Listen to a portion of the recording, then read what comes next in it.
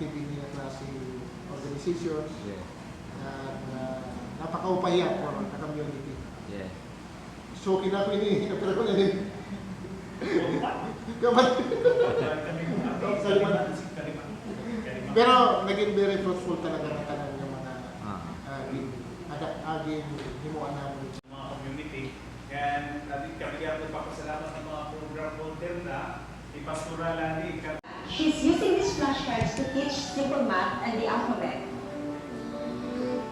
Through its holistic approach, Transform provides not just training, but also resources for participants to grow in every area of life. Evangelism academic grants descriptions.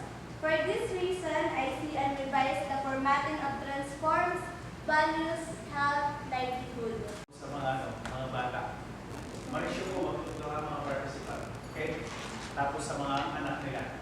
Okay, sino magtuturo? Yung Lord. Kasi mayroon kami mga community, pag wala si pastor, walang values muna. Kasi nagdepende na yung mga counselor kay pastor. Okay, doon pala super size game, basta hindi pwede mawala yung pwede. Okay? So yun, facilitate small group, conversations. Gagayahin kasi nila to eh. Pag hindi nila kung yung luto, hindi sila gaganahan. Okay? Ito kasi yung pinaka-protein natin every week po.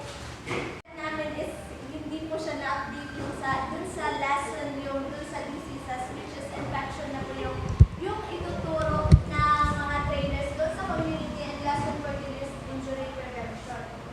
So, yan po yung pangkalahatan natin na lessons na ituturo ng mga health trainers natin doon sa community.